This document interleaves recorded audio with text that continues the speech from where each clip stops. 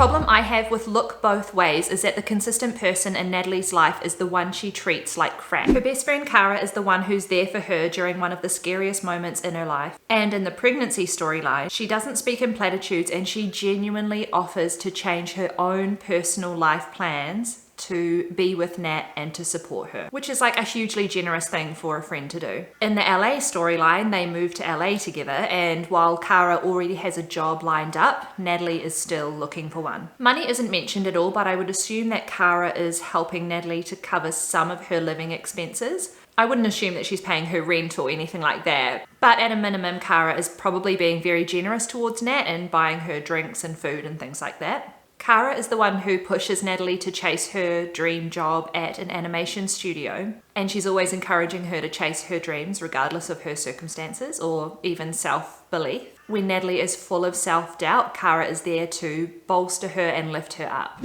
In the pregnancy storyline, Natalie has baby Rosie. Cara visits and they talk about Natalie's drawing and how she's going in terms of her, animation dream career.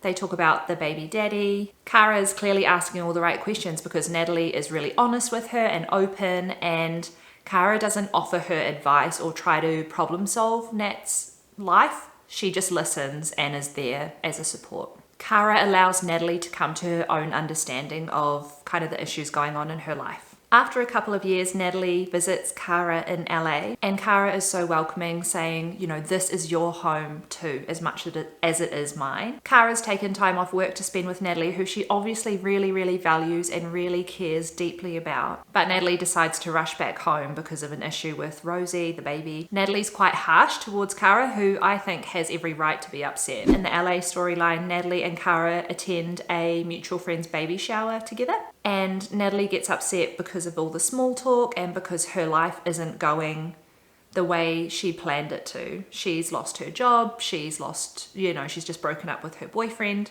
She just feels a bit miserable at this point. Cara tells her to brag about the good parts and to remember that, they dreamed of going to LA and trying to pursue their careers that they wanted to pursue. And they're living that dream, but Natalie doesn't seem to remember that. Cara's trying to remind her of it, but Natalie just ends up in a huff and storms off. Natalie complains that she's going to be living with Cara until she's 40, she'll never get married and all that sort of thing. Once again, Cara is hurt and Natalie doesn't even realize how selfish she's being by saying that, as if living with Cara until she's 40 would be a torturous thing. So what if she lives with Cara till she's 40? Would that be so bad? I think living with your bestie and growing old together would be amazing. In the parenting storyline, where Natalie has had her own baby, Natalie doesn't attend that baby shower, but Cara does, staying with Natalie afterwards. Nat does apologize for how suddenly she left LA, and Cara is so forgiving and generous, and Natalie starts talking all about her problems again, while Cara just listens and is an amazing friend. Cara says, "You're so lucky to have something that you love." And it almost feels like Cara's love might be Natalie, but Nat doesn't reciprocate or see that. Cara is obviously keeping an eye out online for Natalie's work, because Cara calls Natalie when she sees her work being featured on the Pop Sugar website. And in the other LA storyline, Nat is with Cara when she finds out she's been selected for the South by Southwest Film Festival, and they celebrate together. But Natalie calls her ex-boyfriend to say, "I think you're the only one who really understands how much this means to me." Once again, I think she really undervalues Cara and is so oblivious to the steadfast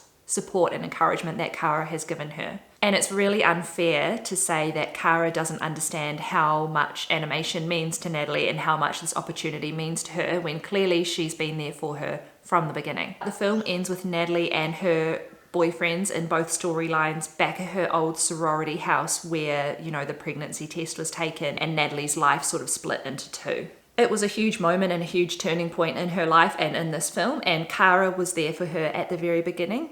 And it's really disappointing to see how Cara's been left out of this end moment in favor of her boyfriends. It kind of makes the film into a typical, the girl gets the guy at the end type storyline, rather than, the two girls who are best friends supporting each other through life's ups and downs. I think it would have been a much more powerful movie if the storyline had been about the two friends If it was about the power and the joy and the comfort and just the life-giving affirmation that girlfriends have for each other and how women do have each other's backs. Instead, we get the same old message about how a woman falling in love is the cherry on top of an already perfect life and how romantic love trumps success or friendship. It's very annoying. In saying all that, I do think this film is an enjoyable film to watch. I enjoyed watching it. I was pretty emotional personally during the pregnancy storyline, especially when Natalie's mum sort of comforts her and says, "You will never not be somebody's mum," because that's how I feel. I loved that even though she was pregnant and had a child, Natalie was able to continue working on her passion and succeed in that.